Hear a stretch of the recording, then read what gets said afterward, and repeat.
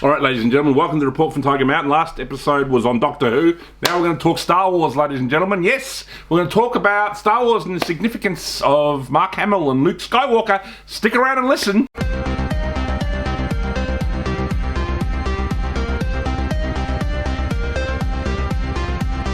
All right, ladies and gentlemen, we're going to talk about Star Wars tonight. We've talked about Doctor Who in the last episode. Yes, I am a bit of a geek for these science fiction shows. I guess I sort of grew up on things like Doctor Who and Star Wars when I was a kid.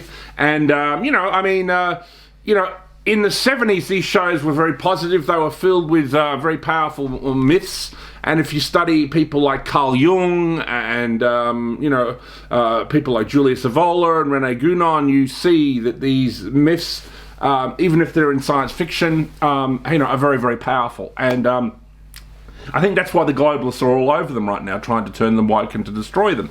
So, let's talk about Star Wars. Everyone's noticed ever since George Lucas sold, the franchise of Star Wars to Bob Iger, the Jewish head of Disney, there's been a change in the way that the show has, the films and the TV shows that have come out have gone. Obviously, they've gone into full production mode, whereas George Lucas would take his time with things. So they just they'll do a new series every year. There'll be a new Star Wars show, and there's a new movie normally every 2 or 3 years. And the first thing they did was to make the sequels. And obviously they chose the wrong people. They chose J.J. Abrams, who's never made a good film in his life. He does sort of know how to put together a giant blockbuster, but he's never made a good one. He kind of was involved in Star Trek. He did a couple of Star Trek films, and, they weren't very good. They were okay, kind of passable, I guess, but they weren't great. And then, he's done some other things that are hardly worth mentioning. And then he came along and did The Force Awakens. And, I didn't instantly hate The Force Awakens, though I didn't really like the main characters.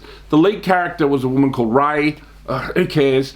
Then there was like a black character who looked like he was a main character, but really he was just sort of a sidekick, I guess, called Finn. And then there was a sort of Mexican dude, who sort of played, a pilot called Poe. And they were the three main characters, but they brought back Han Solo, they brought back Princess Leia, and, they were okay, and they brought in a new character, Kylo Ren, as a kind of new villain, and he was played by Adam Driver, who is a great actor, so his arc wasn't bad in the first film, and that he had these issues with his father, and that he'd rebelled, and I could sort of relate to all that stuff, and I thought that was okay. But then Luke Skywalker was sort of kept out of the first film, and then the first film was about Rey, making her way almost like a road movie to find Luke Skywalker, Mark Hamill, and he appeared at the end of the film. And I think, okay. So I guess all the action with Mark Hamill's character is going to happen in the next film, which was The Last Jedi, right? So it was directed by Rian Johnson.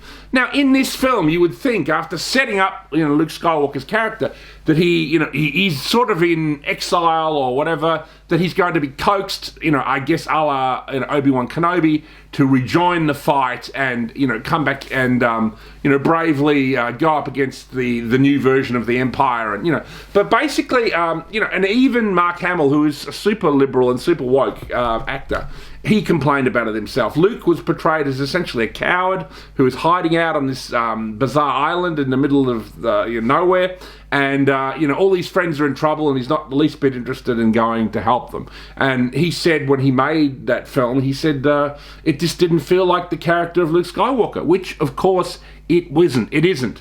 It was very important because the character of Luke Skywalker in the original, Star Wars movies, he was, almost like the archetype of the hero. Joseph Campbell, the hero of 1,000 faces. And, for my generation anyway, he was like a symbol for, that you will stand up individually and fight evil, even if it takes your own life, and you'll show tremendous bravery. And things like this. It was a very edifying, uplifting myth for people of my generation. So it's very, very important that the Jews who run Disney and the globalists all around the globe who detest this are essentially more aligned with the Sith, which is the character of Palpatine, who is the evil Lord of the Galaxy who controls things from behind the scenes and creates wars. The Phantom Menace covers all that. He's involved in both sides and making everybody fight. And then, through all this chaos, this evil Sith Lord manages to take over the universe. That was what happened in the prequels, essentially. And, in the prequels. Then you've got the canon the middle three, and then you've got these sequels. It's extraordinary what they did, and they really wanted to destroy the myth of Luke Skywalker, and that's exactly what they did. And, the fan base just went crazy. I mean, I haven't met any Star Wars fans who like, Episode 8. People thought, well, Episode 7, if it went somewhere good at Episode 8, but it didn't. And then Episode 9 was a complete dog's breakfast, where they just basically tried to try up the loose ends. And what's funny is it turned, because we all thought that Rey was maybe the daughter of Luke Skywalker, maybe the daughter of Han Solo. No, she's the daughter of Palpatine, the most evil character in the whole Star Wars universe. So in other words, the character that George Lucas had created to almost summarize great universal evil, they're the ones that the people at Disney and the globalists related to, and in the end, she won the day. Her character wins and she names herself Skywalker. She takes the name Skywalker. So it's essentially the triumph of evil, ladies and gentlemen. And that's what they've done. And that's because, these people, these globalists, they know the power of myth. And that's why Mark Hamill is significant as well. And Mark Hamill recently went and supported Joe Biden. I don't know what they have on him, whether he's been to Epstein Island, whether he's just been bribed, I don't know. But it's clear that Mark Hamill, in his real life, has gone over to the dark side, ladies and gentlemen, and, just supports Biden and, supports every liberal cause. And, I guess after 45 years, Hollywood has had a chance to corrupt him, because it's not the Mark Hamill we remember, who we saw staring out into space as a great hero, for a whole generation in the original Star Wars. So this perversion of our myths is exactly what these motherfucking cunts are all about.